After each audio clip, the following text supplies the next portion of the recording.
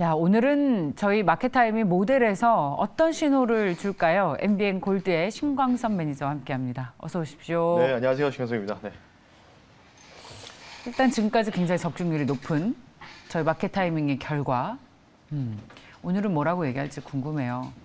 너무 많이 금요일 빠져서. 날은 좀 네. 틀렸어요. 네. 금요일 날은 단기적인 흐름은 틀렸습니다. 왜냐하면은 단기 반등은 좀 나오지 않을까. 근데 어쨌든 이제 큰 그림은 하방이라고 분명히 말씀드리지 않았습니까? 단기적인 부분들이 지금 원래는 반등을 한 2, 3일 정도로 보고 금요일에 말씀드렸는데 혹시나 매매 판단에 좀 도움이 못 해줘서 일단 다시 한번 혹시나 좀 몰라가지고 죄송하다고 먼저 말씀을 드리고 시작을 할 텐데요. 일단 큰 그림은 제가 금요일에 분명히 말씀드렸지만 나스닥은 10,000포인트 정도까지는 조정이 좀 나올 가능성이 있다라고 말씀드렸는데 일단 많이 힘든 상황이죠. 저도 이렇게까지 파멸적으로 하락이 나올 거로 생각을 못 했었습니다. 화면 보면서 말씀드릴게요. 네.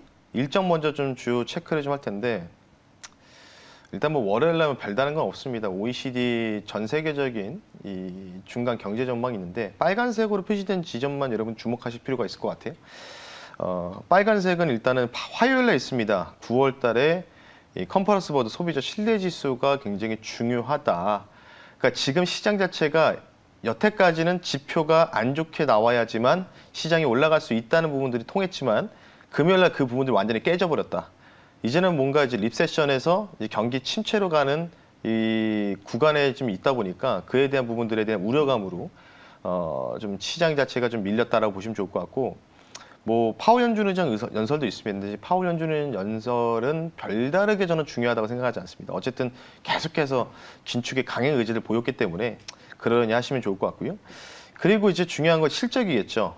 이제 경기, 내구 관련된 소비 패턴들을 확인할 수 있는 게 바로 이 수요일 날 아래쪽에 보시면은 페이체크 또는 신타스, 신용카드 관련된 부분과 그리고 신타스는 이제 좀 잘 모르실 텐데 미국의 굉장히 유명한 남성복 그리고 아동복입니다. 그러니까 남성 의류 쪽이기 때문에 이게 얼마큼 판매량이 나올 것인가 이런 부분들. 그리고 목요일 날 미국 GDP가 계속 지금 뭐 하향 조정에다가 살짝 조금 올라왔거든요. 그런 부분들 좀 여러분 주목하실 필요가 있고 그리고 중요한 목요일 날 일정들이 있죠. 바로 마이크론 테크놀로지, 나이키 그리고 카맥스는 이제 중고차 판매 관련된 부분의 회사라고 보시면 좋을 것 같기 때문에 그런 부분들.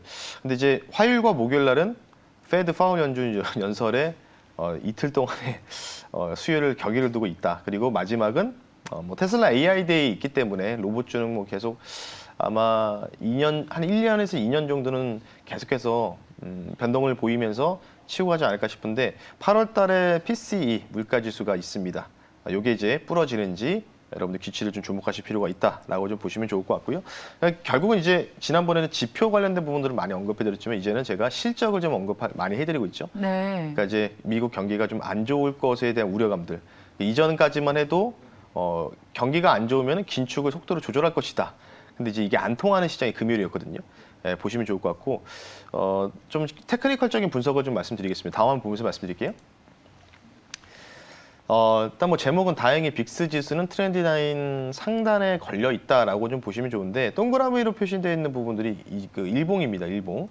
그러니까 빅스 지수라고 여러분 아시겠죠? 우리나라도 빅스 지수 있지 않습니까? 변동성 지수, 공포 지수인데 이게 위쪽으로 올라가게 되면 시장이 좀 하락이 거세게 나올 가능성이 있다라고 보시면 되는데 좌측으로 보면 중간 지점이 바로 러시아 우크라이나 전쟁이 터졌을 때 이때 당시 빅스 지수가 이렇게 최고치를 도달했다. 이때가 이제 코로나 팬데믹 이후에 최고치를 달성했던 부분들이 나왔고요. 그리고 나서 뭐 경기 침체에 대한 우려감 여러 가지가 쭉쭉쭉 나오고 있는데 네. 지금 이제 약간 제가 상단을 삼각수렴으로 이렇게 딱 그어놨거든요.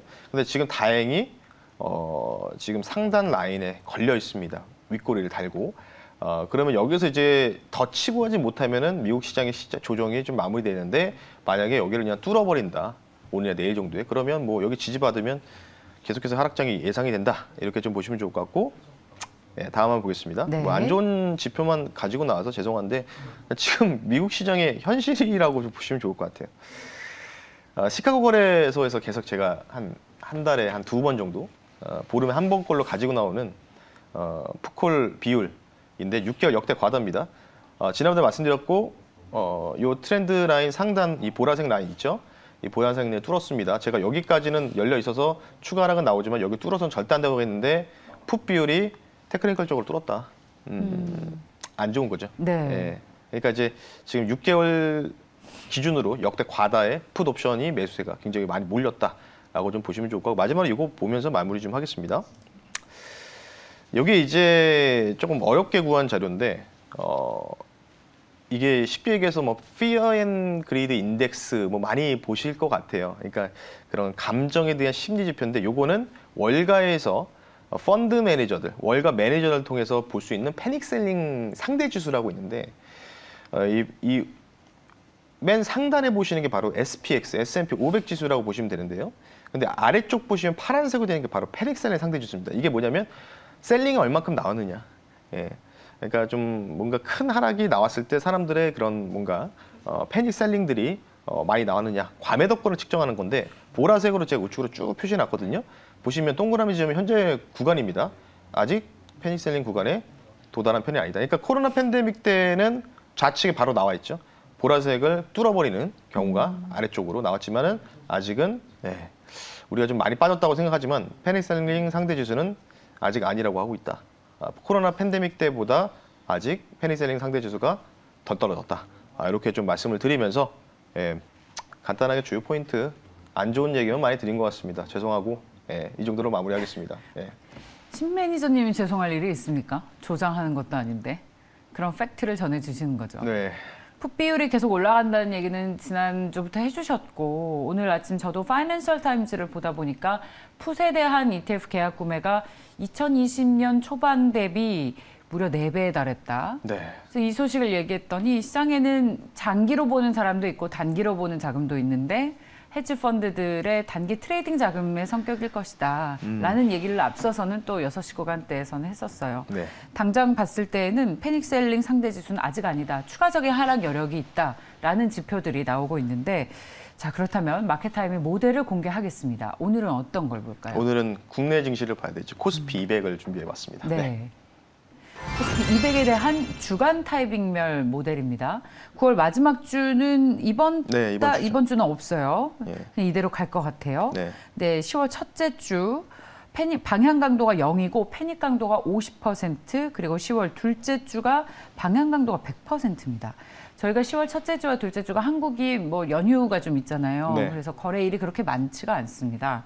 그래서 아마 미국장의 모습을 또 고스란히 반영을 하게 될 텐데 일단 첫째 주에 어떤 흐름이 나오면 아무튼 패닉 강도가 높네요. 10월 첫째, 둘째 주는. 네.